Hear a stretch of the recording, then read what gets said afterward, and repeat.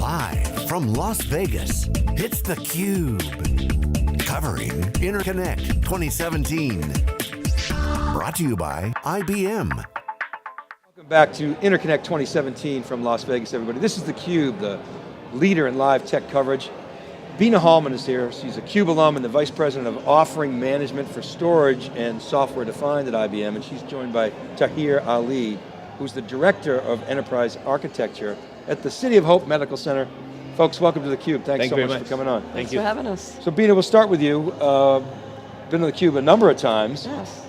Give us the update on what's happening with IBM and InterConnect. Yeah, no, it's a great show. Lots of exciting announcements and such. From a IBM perspective, storage, we've been very busy filling out our whole flash portfolio, adding a complete set of hybrid cloud capabilities to our software-defined storage. So it's been a great 2016, and we're off to a great start in 2017 as well. Yeah, Ginny's going to be here tomorrow, That's so right. everybody's looking forward to that. So Tahir, let's get into City of Hope. Tell us about the organization and your role. Sure.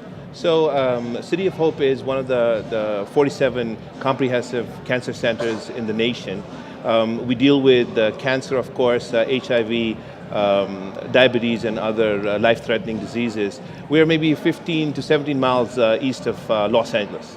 So my role in particular, I'm a Director of Enterprise Architecture, so all new technologies, all new applications that land on City of Hope, we go through all the background, see how the security is going to be, how it's going to implement in our environment, if it's even possible to implement it, making sure we talk to our business owners, figure out if there's a disaster recovery requirements, if they have a HA requirement, if it's a clinical versus non-clinical application. So we look at a whole stack and see how a new application fits into the infrastructure of City of Hope.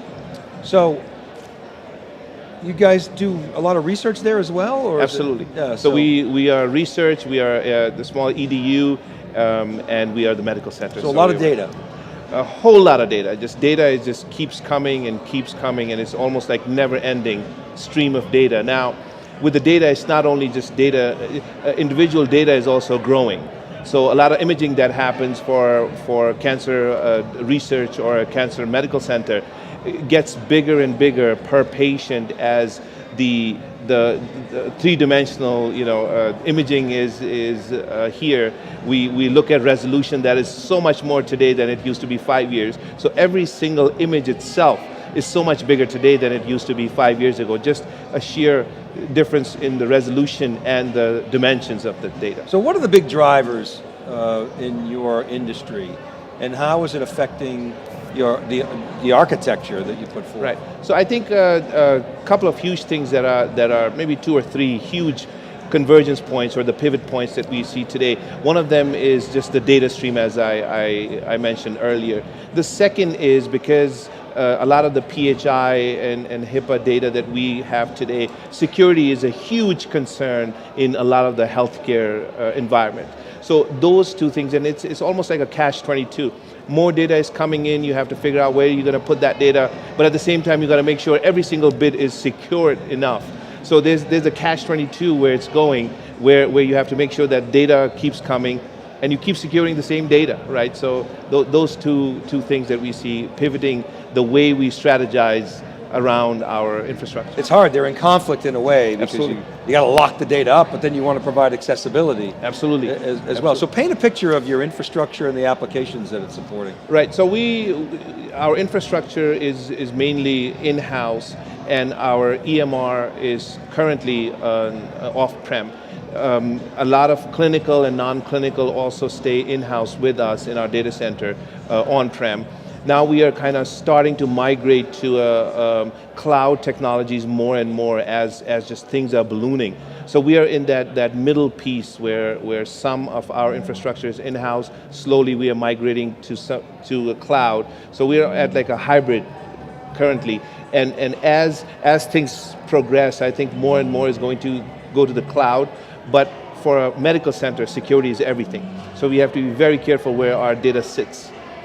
So Bina, when you hear that from a client, how do you respond, and what do you propose, and how does it all Yeah, come well, about? as we see clients like Tahir and some of the requirements in these spaces, security is definitely a key factor.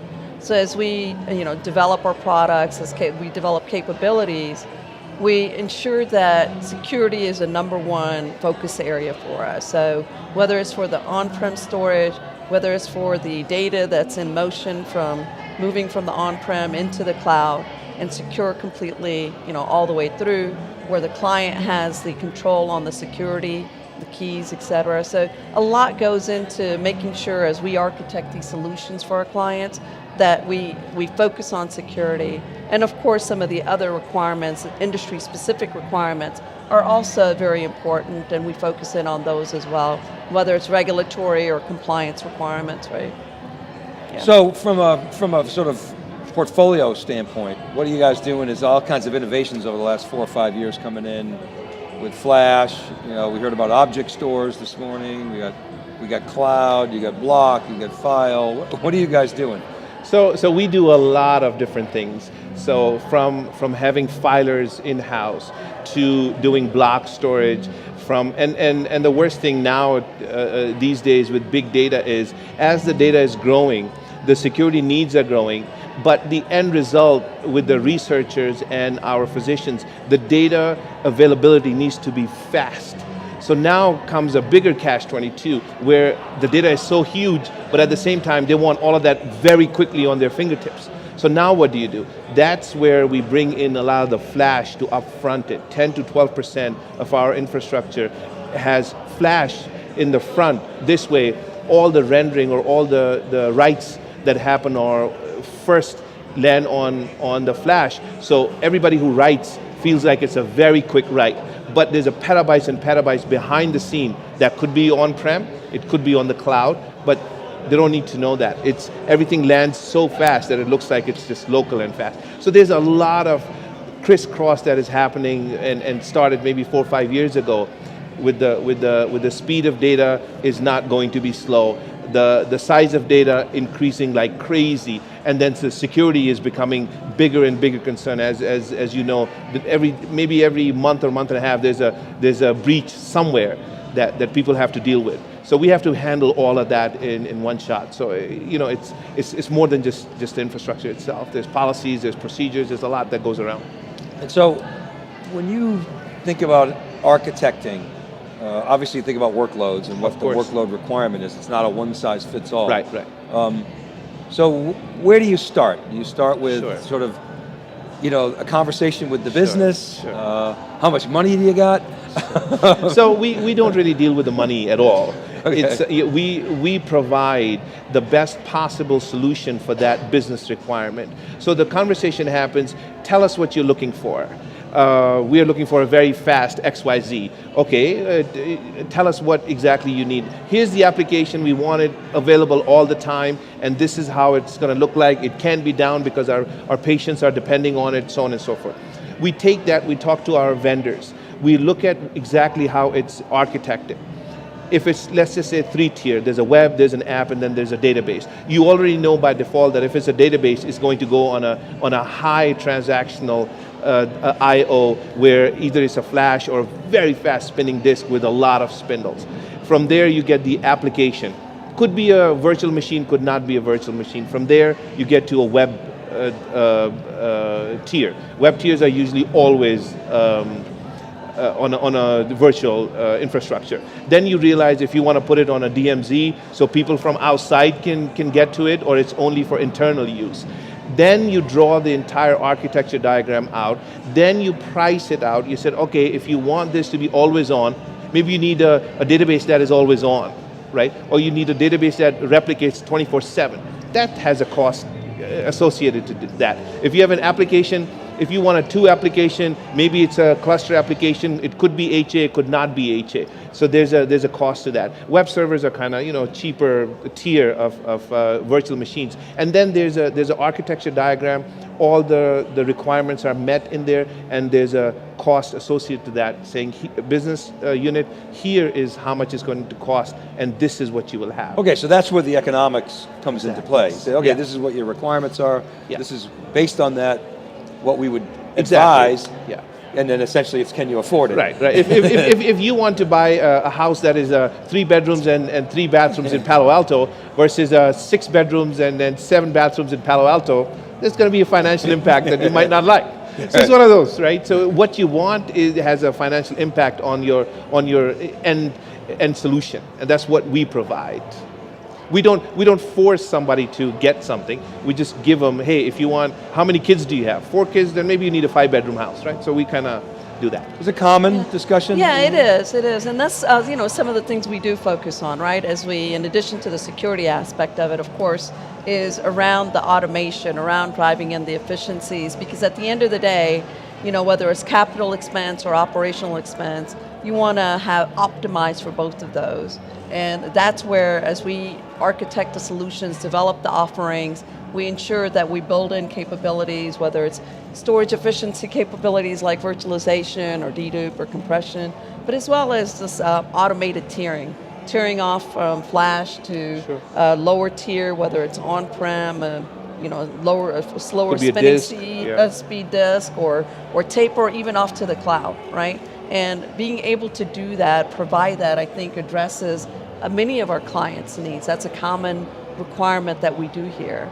And you mentioned 10 to 12% is flash. Right. The rest, 90% or so is something else. That's economics, correct? Right. And how do you see that changing? So I think the percentage won't really change. I think the data size will change.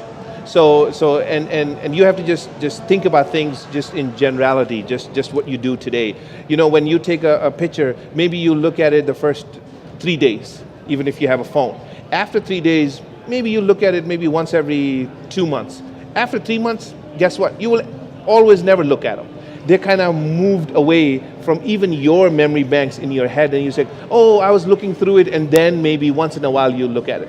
So you have to look at the behavior. A lot of the applications have the same behavior where the new data is required right away.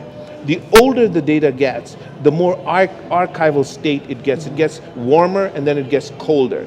Now, as a healthcare institute, we have to devise something that is great financially, also has the security, and put away in a way where we can pull it without having pain to pull it back. So that's where the tiering comes to play. Doesn't matter how we do it. And your planning assumption is that the cost disparity between flash and other forms of storage will remain, that other forms will remain cheaper. Right, so we are hoping, but I think the hybrid model of flash, so once you do a hybrid with flash and disk, then it becomes a little more economically suitable for a lot of the people. They do the same thing. They do tiering, but they make it look like a bigger platform. So they say, we can give you a petabyte, but it's going to look like flash. It doesn't work like that. They might have 300 terabyte of flash, 700, but it's so integrated quickly that they can pull it and push it. Then there's a read aheads, write aheads that takes that advantage to make it look like it. That will drop your pricing. The special sauce that transfer the data between slower and flash disks. So two questions for you. Sure. What do you look for in a supplier, and what drives you nuts about a supplier that you don't want a supplier to do? Sure. So personally speaking, this is just my personal opinion, a stable environment, a tried and true vendor is important. Somebody who has a core competency of doing this for a longer term is what I personally look at. There's a lot of new players who come in, they stay for a couple of years, they explode, somebody takes them over, or they just kind of vanish. So, or certain people go outside of their core competency. So if Toyota started to make, because they wanted to save money, they said, hey, Toyota from now on will make the tires that are called Toyota. But Toyota is not a tire company. Other companies, Bridgestone and Michelin's, have been making tires for a very long time. So the core competency of Toyota is building the cars and not the tires. So when I see these people or the vendors saying, okay, I can give you this, and that, and the security and that, maybe 3 out of those 5 things are not their core competency. So I start to wonder if the whole stack is worth it, because there's going to be some weakness because they don't have the core competency. That's what I look at. What drives me crazy is every single time somebody comes to meet with me, they want to sell me everything in a kitchen sink under one umbrella. And the answer is one single pane of glass to manage everything. Life is not that easy. I wish it was, but it really is not.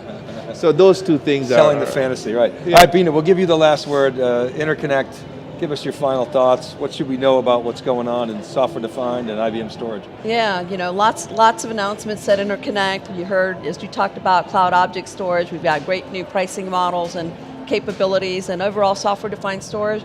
We're continuing to innovate, continue to add capabilities like analytics, and you'll see us doing more and more around cognitive storage management to get more out of the data, help clients get more information and value out of their data. What's the gist of the new pricing models? Just flexible more pricing granularity, model depending on how both hybrid as well as the 3-tiered on-prem and in between, but really cold as well as a flexible pricing model where depending on how you use the data, you get consistent pricing. So between on-prem and in the cloud. So more cloud-like Yes, pricing. exactly. Great. Yep. Easier consumption. Excellent. Well, Bina, Tahir, thanks very much for coming to theCUBE. Yes, It's a sir, thank pleasure you. having you. Thank you for having us. You're welcome. All right, keep it right there, everybody. We'll be back with our next guest and a wrap right after this short break. Right back.